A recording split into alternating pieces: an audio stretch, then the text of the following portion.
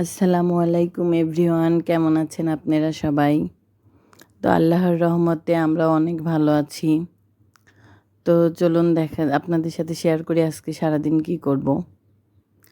তো সারাদিন মানে সকালে আমি ভিডিও করতে পারি নাই, কারণ আজকে খুবই একটু অসুস্থর মতো লাগতেছিল, আমার দুর্বল লাগতেছিল, যার জন্য আমি সকালে ভিডিও করি নাই।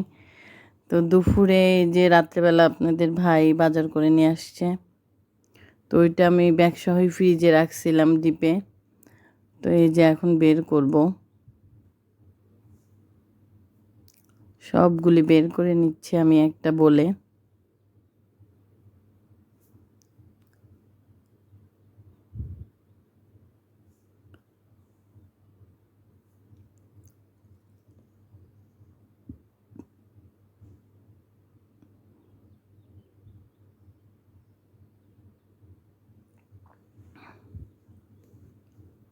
তো এই যে মাছগুলা, অনেকগুলি মাছ, এগুলি আবার আমার সব মানে প্রতিদিন যতটুকু আমার লাগবে ততটুকু হিসাবে আমি প্যাকেট করব।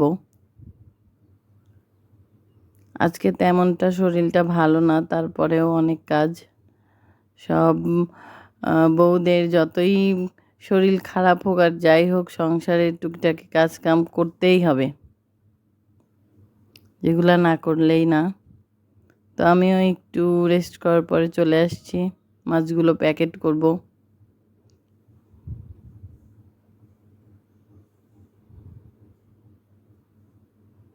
তো সবগুলো আমি বের করে নিয়েছি। এখানে এগুলা মাছের ডিম। এইগুলা কি মাছ আমি এর নাম জানি না, তবে হচ্ছে এই পাশেরটার নাম জানি, এটা হচ্ছে বাইম মাছ।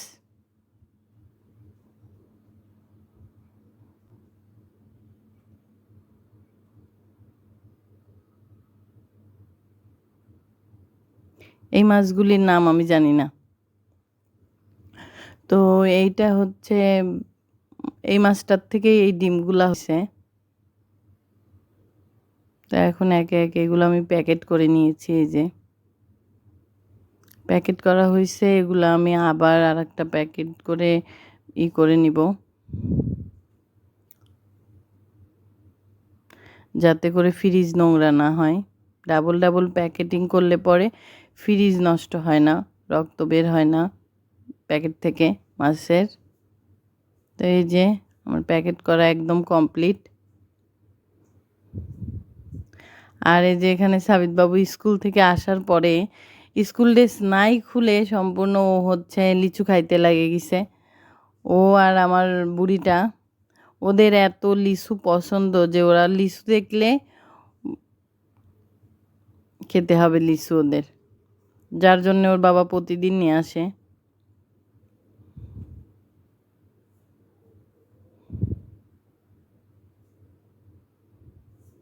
তো আমি এখানে এগুলো পরিষ্কার করে নিচ্ছি, দুই ভাই বোন মিলে খেয়ে রেখে দিয়েছে। এইগুলো আমি সব ফেলে দিব।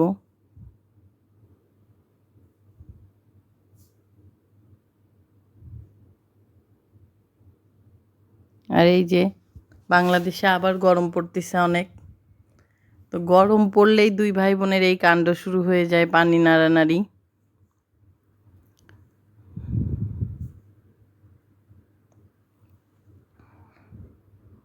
তো আমি এখানে মাছের জন্য মশলা করব। এই যে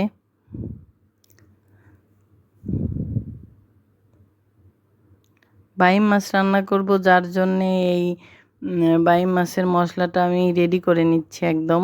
এখানে আমি পেঁয়াজ, রসুন, আদা, জিরা আর গরম মশলার এলাচ ফল যেটাকে বলে, ওইটা একদম ব্লেন্ডার করে নিয়েছি। এরপরে আমি কয়েক টুকরো তেজপাতা দিলাম। আর আমার আজকে মশলার বক্সে মশলা ফুরিয়ে গিয়েছিল, যার জন্য আমি মশলাটাও ঢেলে নিচ্ছি।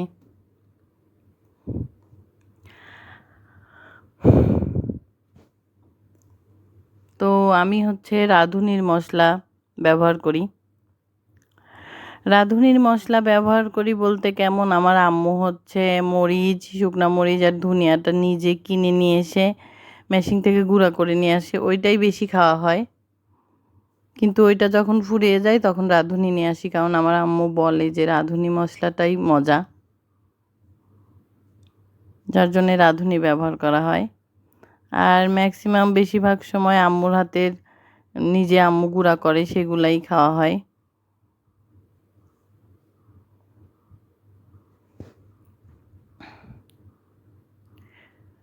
তো আমি গুঁড়া মশলা অ্যাড করব। ধনিয়া গুঁড়া, মরিচ গুঁড়া আর হলুদ গুঁড়া।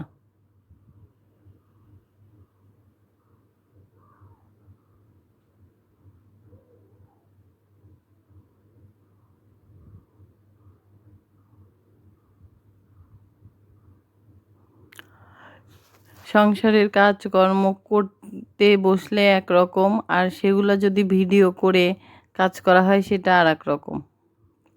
অনেকটা সময় চলে যায়। তো খুব কষ্ট করে ভিডিও করে এডিট করে ছাড়ার পরে যখন দেখি যে সাবস্ক্রাইব হচ্ছে না, তখন কিন্তু খুবই কষ্ট পাই আমি। তো প্লিজ আপনারা যারা আমার ভিডিওটা দেখেন তারা আমার চ্যানেলটা সাবস্ক্রাইব করবেন, লাইক করবেন।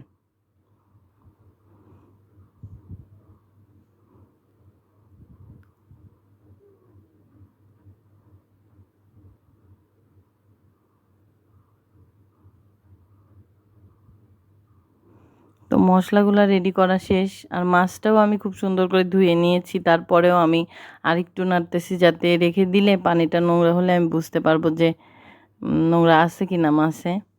তো দেখলাম যে না, পরিষ্কার হয়েছে। তো এখানে আমি যে তরকারির মশলাটা কষানো হয়েছে, মাছগুলো দিয়ে দিচ্ছি। মাছগুলো অ্যাড করার পরেও আমি আরেকটু কষাবো।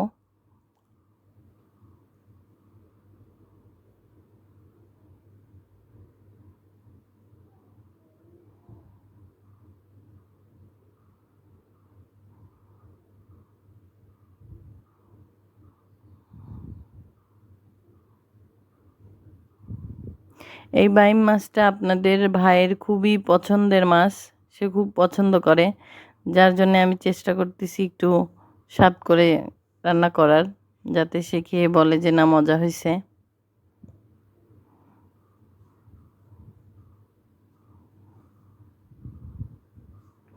এত কষ্ট করে রান্না করার পরে যখন বলে যে না, মজা হয়েছে, তখনই আসলে তৃপ্তি।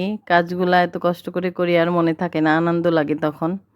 তেমন কিন্তু আমার ভিডিওটাও আমি এত কষ্ট করে করি, যখন লাইক কমেন্ট করবেন, শেয়ার করবেন এবং সাবস্ক্রাইব করবেন, তখন কিন্তু আমার মজা লাগবে, ভালো লাগবে।